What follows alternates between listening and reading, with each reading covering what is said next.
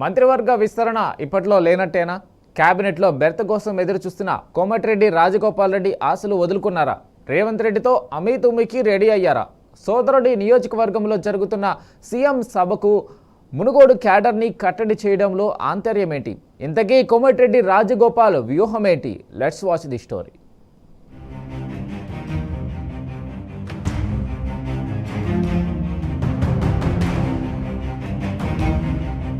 Munugode MLA Komatireddy Rajagopal Reddy మంత్రివర్గ విస్తరణ కోసం ఎదురు చూస్తున్నారు. కేబినెట్ ఫ్లషింగ్ జరిగితే వెంకటరెడ్డిని పక్కన పెట్టి రాజగోపాల్ కు ఛాన్స్ ఇస్తారన్న ప్రచారం జరిగింది.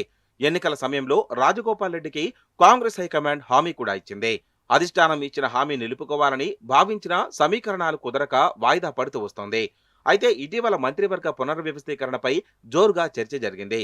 స్పీకర్ గడ్డం ప్రసాద్ కుమార్ ఢిల్లీ వెళ్లి పార్టీ పెద్దలను కలవడం, ఆ తర్వాత తనకు మంత్రి పదవి పక్కా అని సన్నిహితులకు చెప్పుకోవడంతో విస్తరణపై ఊహాగానాలు మొదలయ్యాయి.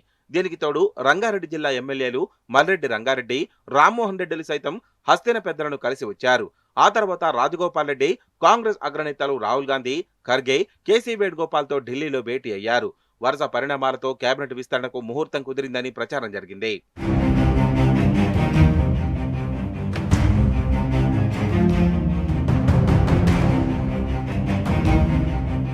ఐదు రాష్ట్రాల ఎన్నికలు ముగిసిన తర్వాత కర్ణాటకలో మార్పులు జరగడంతో ఇక తెలంగాణపైనే అధిష్టానం ఫోకస్ అని అందరూ భావించారు.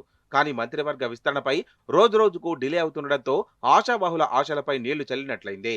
కాంగ్రెస్ పార్టీలో ఇప్పట్లో కేబినెట్ లో మార్పు చేర్పులు లేవన్న సంకేతాలు వస్తున్నాయి. ఈ పరిణామం కోమటిరెడ్డి రాజగోపాల్ కి మింగుడు పడడం లేదట. ఇప్పుడు మంత్రి పదవి ఇవ్వకుంటే ఆ తర్వాత కేబినెట్ లో బెర్తు దక్కినా ఉపయోగం లేదన్న భావనలో ఉన్నారట రాజగోపాల్. అయితే నల్గొండలో సీఎం సభ ఏర్పాటు చేయడంతో ఇక వెంకటరెడ్డి పదవికి వచ్చిన ముప్పు ఏమీ లేదని రేవంత్ భరోసా ఇచ్చారని రాజగోపాల్ భావిస్తున్నారట.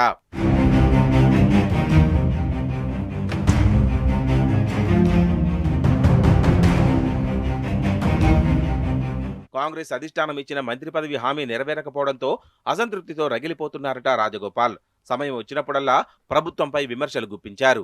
ఇటీవల అసెంబ్లీ వేదికగా ప్రభుత్వ వైఫల్యాలను ఎండగట్టారు. రాజగోపాల్ వ్యాఖ్యలతో సర్కార్ ఇరకాటంలో పడింది. సీఎం రేవంత్ రెడ్డి సైతం రాజగోపాల్ ను హ్యాండిల్ చేయలేకపోతున్నారట. సోదరుడి నియోజకవర్గంలో జరిగిన సీఎం సభకు తాను హాజరు కాకపోగా మునుగోడు నియోజకవర్గ కార్యకర్తలు సైతం వెళ్లకుండా కట్టడి చేశారని తెలుస్తోంది. రాజగోపాల్ మూమెంట్ చూస్తే రేవంత్ రెడ్డితో అమీతుమీకి రెడీ అవుతున్నట్లుగా కనిపిస్తోంది. ఒకవేళ రాజగోపాల్ రేవంత్ రెడ్డి ప్రభుత్వంపై తిరుగుబాటు చేస్తే ఇక ముఖ్యమంత్రికి చుక్కలే అంటున్నాయి కాంగ్రెస్ శ్రేణులు.